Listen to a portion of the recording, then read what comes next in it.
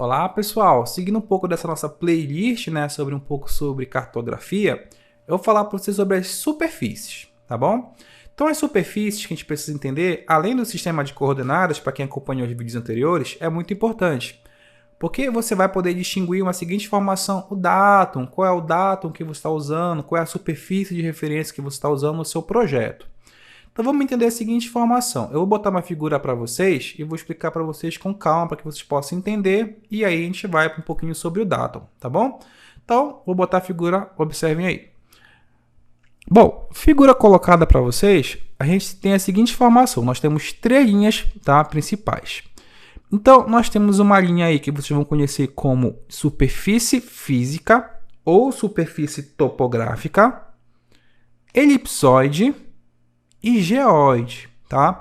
Então vamos entender um pouquinho sobre cada superfície. A superfície topográfica, ou superfície física, é a superfície de contato, é onde nós estamos pisando nesse momento, tá? Então a topografia, ela trabalha diretamente nessa superfície, então isso que a gente tem que entender. Geralmente existem duas disciplinas, uma é a geodésia e uma é a topografia. A geodésia vai trabalhar geralmente com essas informações de elipsoide, de geóide, enquanto a topografia vai trabalhar diretamente com a superfície topográfica, tá? Então, a gente tem a seguinte informação. Agora eu vou explicar para vocês essa informação sobre a geóide. Então, gente, a geóide, tá? Ela é uma superfície, isso que eu vou explicar um pouco para vocês, que em determinado momento ela vai corresponder à superfície equipotencial da força da gravidade mais próxima à superfície média dos oceanos, tá? Então, sempre ela vai ser utilizada da seguinte informação quando você escutar. A geóide é uma referência do nível médio dos mares, tá? Essa é a formação mais usada para quem trabalha um pouco nessa área, certo? Então, ou seja, a gente sabe que o globo ele não é uma superfície heterogênea, ela é uma superfície única, ela tem várias variações, tá? Então, essa superfície ela não corresponde necessariamente à superfície da elipsoide de referência. Então, uma coisa ela é um pouco diferente da outra. Então, quanto à superfície elipsoidal, ela é uma superfície que eu vou explicar para vocês já já, ela é uma forma matemática, ela representa um cálculo matemático para deixar essa terra mais próxima possível de uma elipsoide. Enquanto a geóide, não, ela vai representar, na verdade, essa parte gravitacional de empuxo dentro do nível médio dos mares. Então, ela vai indicar essa modelagem mostrando esses oceanos, esses mares, indicando que a Terra, tá, ela está preenchida por um determinado líquido, certo? E a partir desse preenchimento, ela gera uma modelagem no qual a gente consegue enxergar o nível médio dos oceanos. Tá? Então, ela é uma usada como referência quando a gente trabalha também com altitude. Então, muitas das vezes, essa altimetria ela é referida ao nível médio dos mares. Então, ela fala qual é o teu RN. Então, você geralmente vai no determinado ponto do oceano ou de algum local de um corpo hídrico e você pode sair de uma referência zerada lá e trazer essa referência para cima. Tá? Então, ela é muito importante dizer esse ponto. Agora eu vou falar para vocês um pouquinho sobre a elipsoide, tá? A elipse nada mais é, basicamente falando, que uma forma de cálculo matemática da Terra, tá? Então, ela é uma representação que se a Terra fosse praticamente uma elipse. Então, essa elipse que eu vou botar para vocês uma figura agora, especificamente sobre isso, vocês vão entender de uma forma melhor, tá? Então, eu vou colocar uma figura para vocês, observem aí.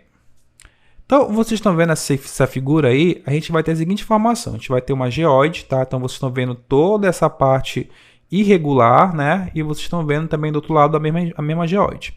Só que quando eu pego esse círculo perfeito, aí, ou seja, esse elipsoide de rotação, eu coloco ela em determinado ponto.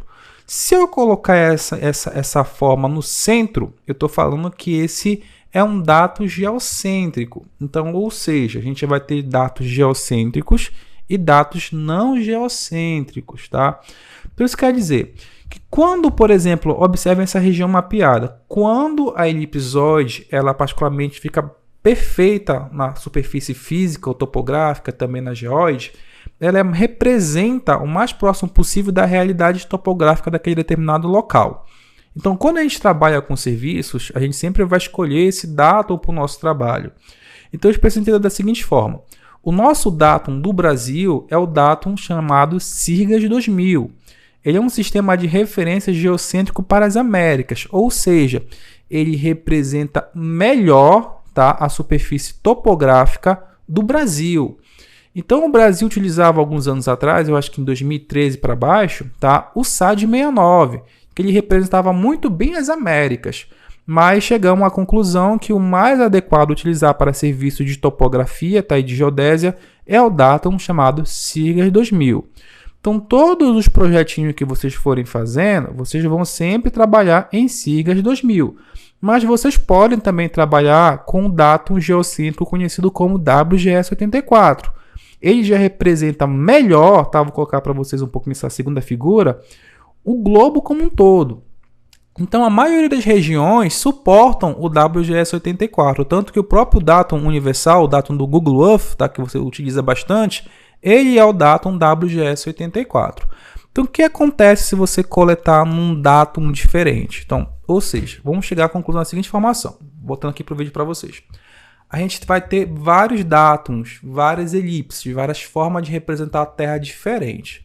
Só que cada informação fica melhor por determinado país ou por determinado continente. Então, o que vai acontecer? Quando você utiliza um WGS84 para fazer um serviço aqui na nossa cidade, e você vai coletar com outro datum, por exemplo, um datum da Croácia, no mesmo local, o ponto não vai cair exatamente no local que deve ser. Então, ele vai ter um deslocamento. Então, existem vários artigos publicados que a mesma pessoa cortou o mesmo ponto em SAD 69, em Córrego Alegre, em SIRGAS, em WGS, e o mesmo ponto, é óbvio que ele vai ter deslocamentos. Esses deslocamentos podem ser pequenos ou muito grandes. Isso pode inviabilizar um serviço seu. Então, por exemplo, se você vai trabalhar, a gente já chega à conclusão que você vai ter que usar o datum SIRGAS 2000. Mas você pode coletar em WGS84 e usar um software para fazer uma conversão. Só que se você baixar uma imagem de satélite também, você tem que converter essa imagem de satélite também para SIRGAS 2000 posteriormente, para que você possa trabalhar com seus dados no mesmo sistema de referência. Então, nos vídeos anteriores eu falei para vocês um pouquinho sobre coordenadas geográficas e coordenadas UTMs. Nesse vídeo eu falei para vocês um pouco sobre sistema de referência. Então, para chegar à conclusão, nós temos três. Nós temos a superfície física ou topográfica, a superfície geoidal e a superfície elipsoidal. Então, a geóide vai representar de uma forma mais vulgar o nível médio dos mares, a superfície física ou topográfica, o local que nós estamos pisando, tá? Enquanto a elipsoide ela vai representar matematicamente a nossa região. Então, a geóide, ela geralmente não é utilizada para esse nosso tipo de serviço, mas a elipsoide sim, que vocês vão conhecer como nome como datum. Por exemplo, Brasil, SIRGAS 2000, Mundo, WGS84. Só que se você comprar um GPS e for olhar lá dentro dos sistemas, vai ter vários dados de referência para determinada região. Então, você tem que usar o datum para a região escolhida. Então, só você olhar a norma técnica, no caso do seu país em si, para que você possa chegar a essa conclusão. Então, como eu estou fazendo vídeo aqui no Brasil, a gente vai usar sempre o SIRGAS 2000. Mas acontece que existem alguns GPS antigos que não têm o SIRGAS 2000 na memória. Isso é um problema. Então, você vai utilizar o WGS84 para fazer suas coletas.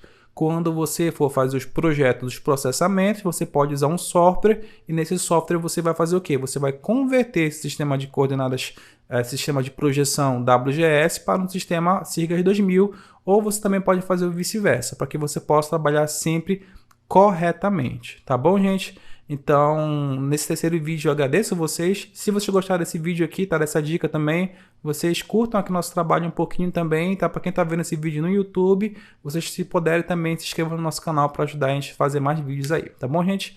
Então, muito obrigado e até a próxima aula.